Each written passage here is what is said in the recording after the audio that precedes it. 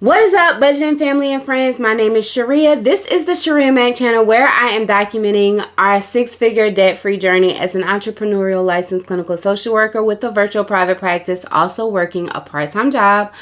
I am on this journey along with my husband, who is a welder. Together we have a combined income of about $130,000. We are a family of 7 with 3, almost 4 adult children and 1 fifth grader, and we started our journey in October 2023 with $305,884 worth of debt. And we are documenting our journey with monthly budgets, weekly budgets, transfer Tuesdays, debt updates, and because I am an entrepreneur, I do also share the income that I make in my business with you guys at the end of every month. So if that seems like something you would be interested in, or if you are interested in following my six-figure journey, hey girl, hey, make sure you follow, click the subscribe button so that you are made aware of every single time I post a video, which for right now is Sunday, Tuesday, and Wednesday. Today's video is April week 1's budget, and we will get right into it. All right, so this budget starts from March the 28th to April the 3rd. If you are new here, we budget weekly. My husband is paid on Thursdays and I am paid on Fridays. So our budgeting weeks start on Thursday and go to the following Wednesday. So this budget for the first week of April starts Thursday, March the 28th, and it ends Wednesday, April the 3rd. The income that we earned for this week is not correct.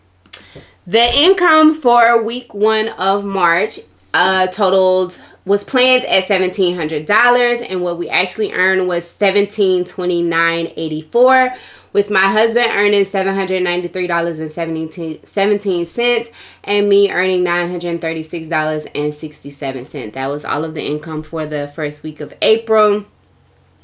We transitioned over to the savings. The savings for the first week of April was planned at $210, and we actually did save $210, with $50 going to my high yield, $50 going to my husband's savings, $50 going towards Christmas, $10 going to my youngest son, and $50 going to my daughter who is in college.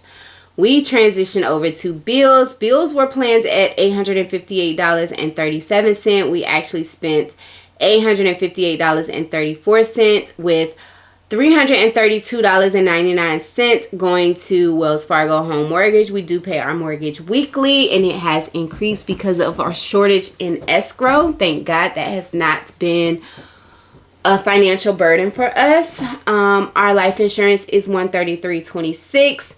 And our auto insurance was $392.11, and we actually paid $392.09, which again brought our total to $858.34. We transitioned to expenses, and expenses were planned at $550, but actually with $125 put towards groceries, and this really should have been $150. I think I had increased it by then, but we actually spent $172.94. $120 was planned for gas, and we spent $109.86, which was a plus. $25 was planned for beauty maintenance, $50 for my son's hair, but nothing went into those categories.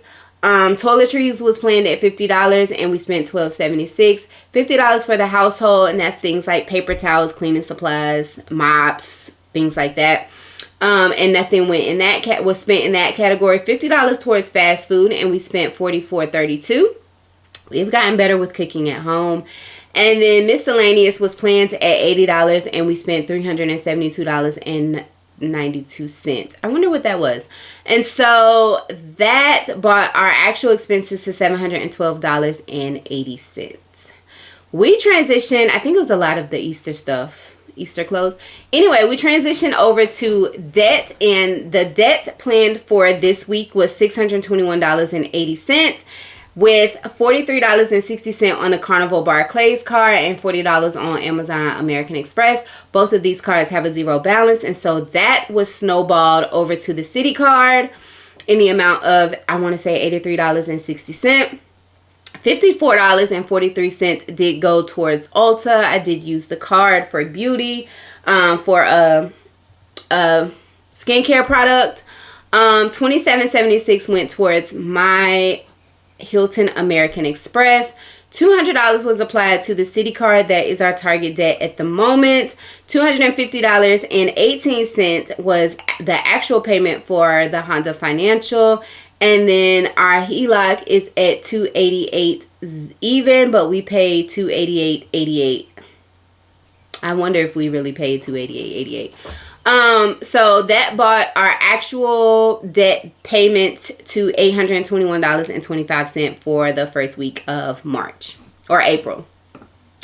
We transitioned over to the budgeted versus the actual, and the planned income was $25.50. I don't know where that came from, but the actual income was $1729.84. I do want to note that we actually transferred over $573.84, which has been consistent for at least the past 5 weeks. So yay to us for that, because we were withdrawn before that. The income saved was planned at $210, and we did save $210.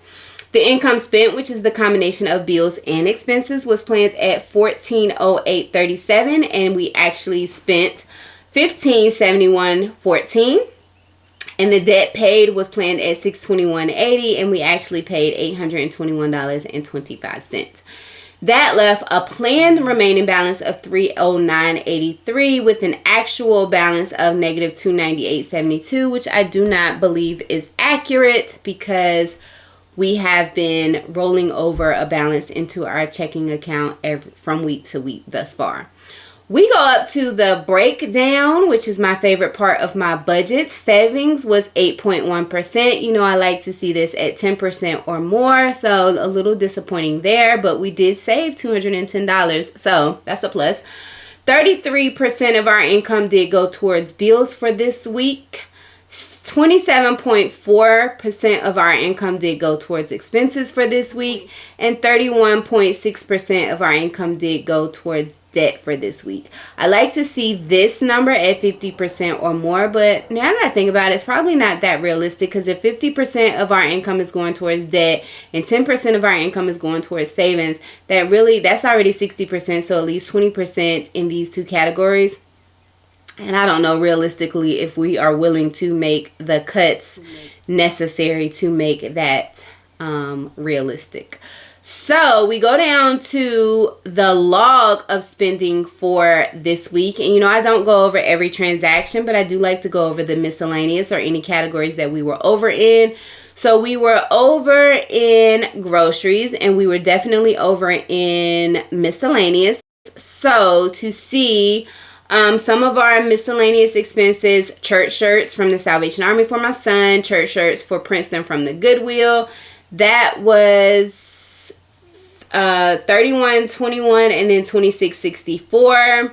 We weren't over in gas. We weren't over in fast food. I don't really see any more miscellaneous. Oh, we had this $106.75. That was a miscellaneous expense for our Blink cameras from Amazon. More clothes from Target at $45.64.